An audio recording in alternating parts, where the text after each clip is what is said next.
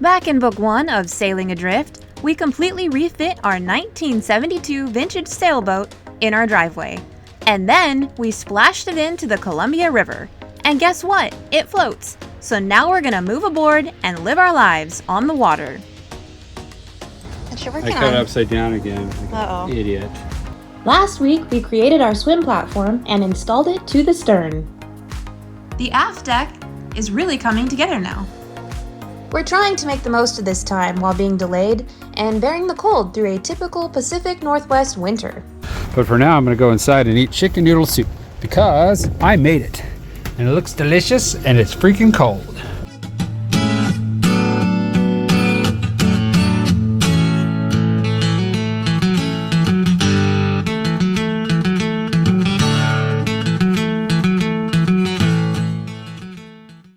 So at this point, you probably realize we're stuck, or we've already told you, like out and out told you. It turned miserable quickly, and we weren't ready to go while we had gorgeous weather. On the bright side, we had the opportunity to identify some leaks. At the beginning of the summer, we had rain up until June 20th, which is the last day of spring, if you're keeping track. And then on June 21st, the first day of summer, it just turned gorgeous, like instantly. And the same thing happened this fall, around the first or second week of October. We're having like late summer 80-degree days when it was supposed to be getting into the rainy season. And then one Friday, it just flipped like a switch. And the door slammed shut on our travel plans. We need the perfect weather window. Highly unlikely this time of year. But if it shows up, we don't want to miss it. And even if it shows up, winter is literally the worst season of the year to make this kind of trip. I mean, people do it and live, but those people also have experience, which is something we lack. And no one who's had that experience would ever recommend doing this. We've been throwing around some ideas, like it is winter, things can come up and surprise you, of like having some people go along with us that have a little bit more experience, which we're not opposed to, but there's always that clash of personalities thing, and I don't really want to pay a captain to take us down just because not only the expense, just the the ego that's associated with. Maybe that's not the case. I have a big personality, and I'm sure that if I went up against someone who also had a big personality, there would be trouble. It's only 5 days, not a big deal. I'm rambling. But we're looking at all options. There's a lot going on in the Sea of Cortez this year, and look around you. Who wants to hang out here? It's freaking miserable. C'est la vie. But we're gonna do everything we can to get down there, but we're going to do it safely. And that's the key to all of this. Speaking of safe, we need to keep testing our systems. Extreme inverter test 1. It is nestled down here. We just turned it on for the first time. I've been hesitant to do it because we've had shore power, but look at this. Got the outlets on, and we're going with a 1400 watt coffee maker. This inverter can handle 2000 watts. Let's make some coffee. Hope nothing bad happens. Oh, the DC power went down and the AC power went way up. See what's happening over here. We got the solar going right now. Oh, the inverter is only drawing 125 amps right now. Holy crap, that's a lot. The voltage is still nice and high. It has dropped significantly though. Still over 12 volts, so that's good. We don't have coffee yet though, so it's not a success. Doo-doo-doo. Our next test is gonna be the bigger test. Oh, it's getting hot. We gotta make sure our washer dryer works. Boop. Still going. Nothing has popped. No bad things have happened yet. Oh, at this rate, we have 6 hours of battery power left. But surprisingly, we've only dropped 1%. And the inverter's down to only 72 amps. So the initial inrush is over. And our voltage is recovering nicely. We got coffee. I'm gonna call this success. Pure Colombian coffee. There's nothing like it in all the world. Except for Puerto Rican coffee, and Nicaraguan coffee, and Guatemalan coffee. They're all very similar. So that's the beauty of proper inverter use. Even though it draws 125 amps when it starts up, it's for a very short period of time. So your amp hour hit, as long as your system can take that inrush of power, is minimized. We are now back up to 12.6 volts, and we're still at 81% when we started at 82. So really not that bad at all. That 10 hour will continue to increase as the average kind of makes it go up, and we should be back to a few days worth of energy. So pretty good. Now let's have some fun. Ready? You want to go on a little road trip? Don't know about you, but these sounds are definitely making me anxious. Stuff come out? Yeah. Like dust? Yeah. Leaves and stuff. Oh, that's the exhaust from inside the boat. At least we know it works. This is a nice sound effect you got going on here. Yeah? How about this one? Even better. Is the beeping just something we live with? Well, I could make it stop by doing this.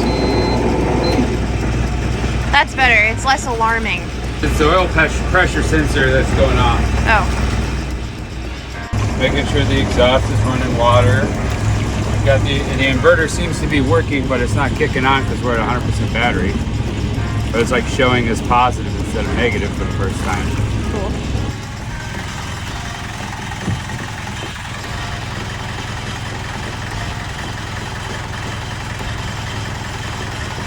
All right, the alternator regulator is working. The RPMs are just sitting at 1,000. They're not moving. All right, there's no sound like the president. You ready? Yep.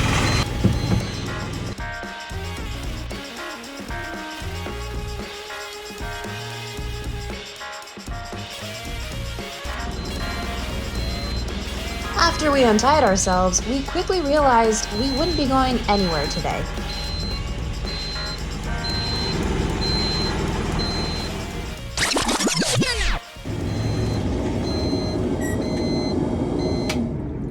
Okay. Unsuccessful test run, Kelly. Yep. Yeah. It's conditions, really. It's too miserable out here right now. Totally. Yes. Absolutely miserable. But what did we learn? Well, the tack is just sitting at 1,000 RPMs and not adjusting. The aft steer column is not engaging. I think I need to make it a little bit more sensitive. So it got into reverse if I like slammed on it, and like it would finally get into gear. But I need to make it less sensitive. And then the oil pressure is not coming up at all. That constant beeping, that's the oil pressure Sensor. alarm. Okay. So it's basically related, I would assume. And it might just be a faulty oil sensor. Might be the way I've got it wired up. I don't know. It's probably actually the way I've got it wired up, to be honest. I might have fixed it though. I thought I did. Anyway. To be continued. Yeah, I got work to do, and we'll try again probably Tomorrow?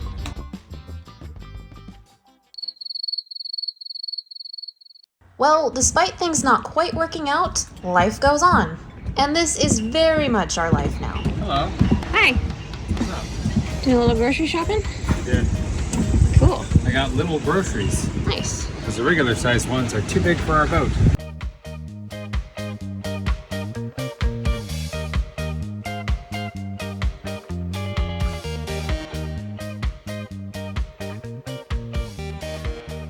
Made a shopping trip, and we are fully stocked. Now just gotta put this stuff away. One bag at a time. Not a lot of room to put things. As I'm putting away the groceries, Chris decides to do some laundry.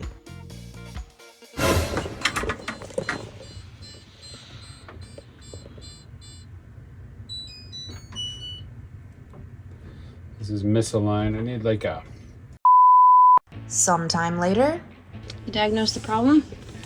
Yeah, there's a couple leaks. It was blasting pretty good out of the back of this, so we just put some tape on and cranked it down. It seems to be good. It was really leaking out of this one, kind of leaking out of the connection over here, and now they both seem dry and the pump's not going to try to keep up with the lost pressure, so that's good. Okay, put it back together and cross our fingers. Okay. I'm gonna finish putting the groceries away. Watch your fingers.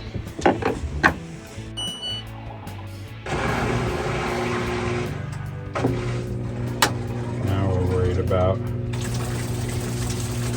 Ah, son of a bitch. oh You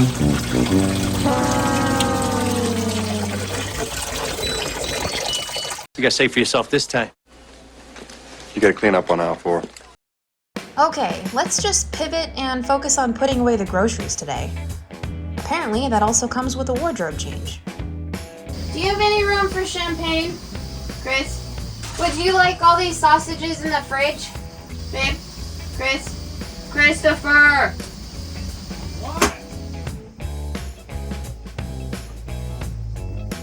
Refrigerator, check.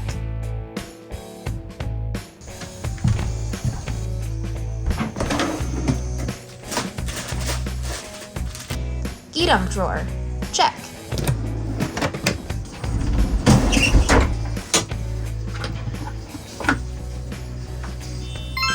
Look at that. It's a freezer. These domestics are legit. Freezer, check.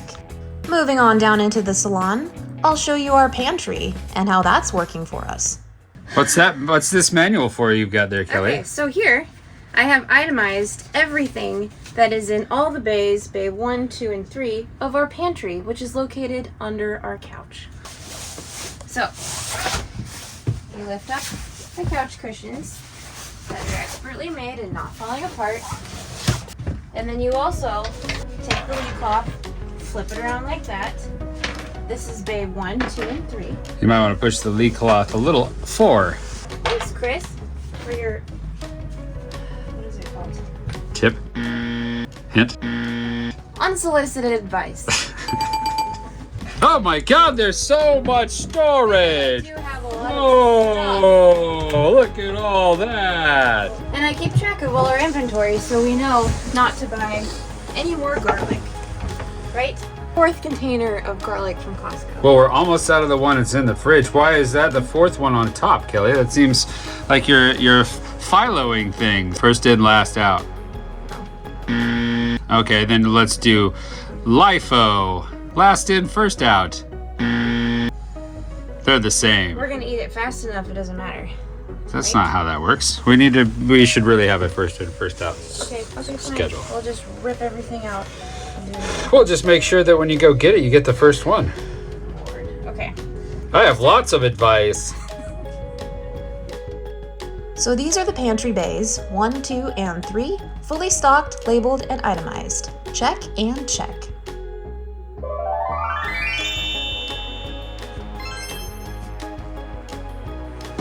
There. Back to being a couch. We also have a smaller quick grab pantry up in the galley. Chris likes it when I take the cardboard off things and then label them.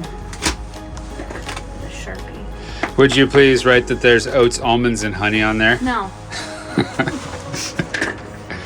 The other thing we do now is peel the labels off of our cans and label them ourselves.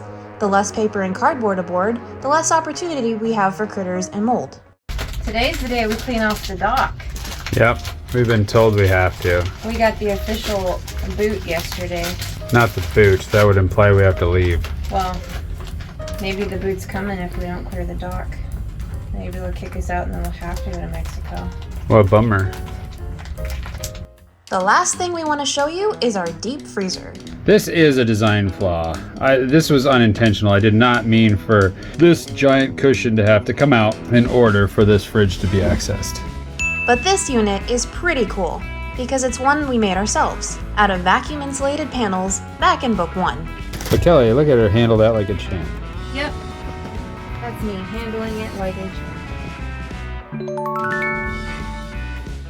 I put 2 thermometers in here because this is not staying super frozen. Well, it feels pretty cold. We got 30 degrees F. Okay, 30 degrees, that's below freezing. What about the forward one? 22. Well, that's good for long-term storage of meats and things, but not like deep freeze.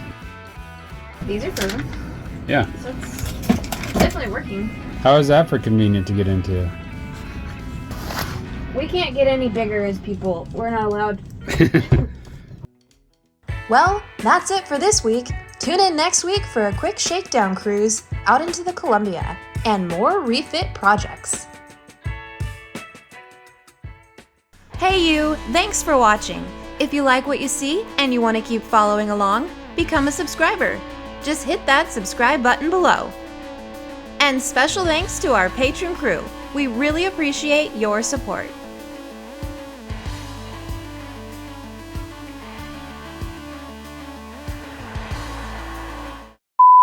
I look like an idiot today. Look at my stack pack. I call this one the camel.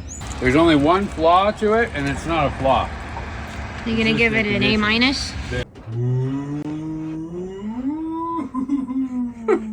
Roll it, baby. I'm not a butthole. Yes, you are. She just grabbed my wiener, everybody. Yep.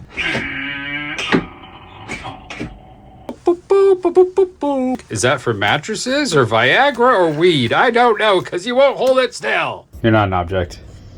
Thanks. I'm going to make this bowl of rice into a rare treat.